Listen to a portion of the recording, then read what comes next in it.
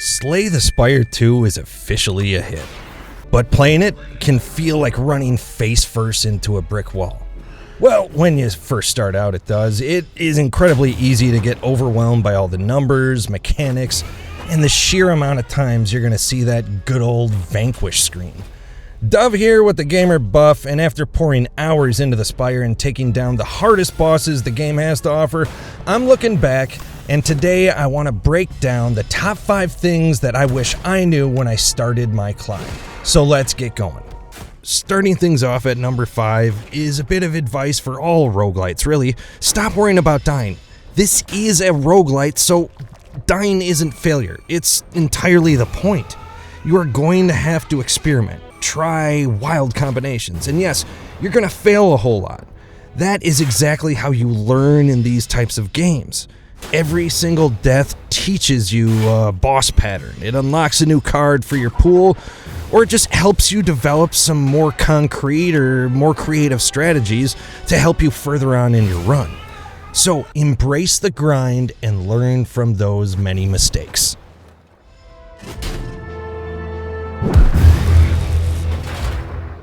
Now the next one at number 4 is all about focus. Stick with one character for a while. It's incredibly tempting to jump to the newest character, and I get it right when you start off a game, but right after a frustrating loss, you don't want to do something like that. Every single character in Slay the Spire 2 has their own completely unique deck, their own special abilities, and entirely different playstyles that the deck caters to.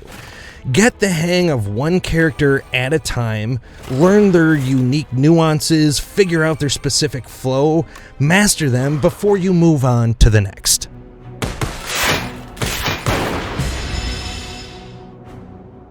Next on our list, we have read your cards carefully. Yeah, it's a deck builder, so it kind of seems obvious again, but Slay the Spire 2 throws a bundle of different tags at you when you play.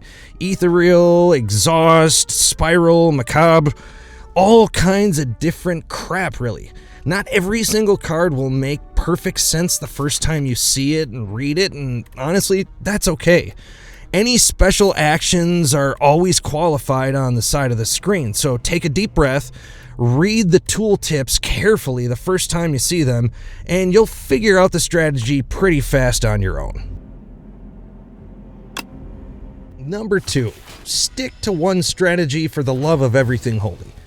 Most characters have 2 or 3 major archetypes or builds that you can lean into early on. The big mistake you can make is trying to juggle 4 or 5 different special attacks all at the exact same time. Find one attribute of your character, like building up a massive poison deck with a silent or a deadly wall of orbs with a defect, and lean fully into it. That's what roguelites are all about. The jack of all trades build rarely works in this genre, and it definitely doesn't work well in Slay the Spire 2, so honestly, just avoid it.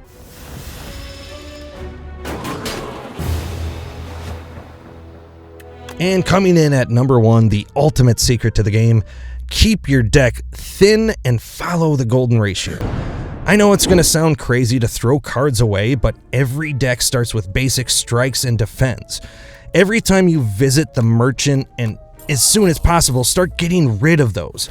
A lean deck activates your hard hitters much faster with fewer obstacles, but as you replace them, you have to follow the golden ratio. Always balance each attack with a defend that leans into your special ability, if possible. If you're running the silent, balance a poison attack with a poison card that has some kind of block. A 1-to-1 ratio of offense and defense that supports your main strategy is what will keep you fighting in the Spire as long as humanly possible.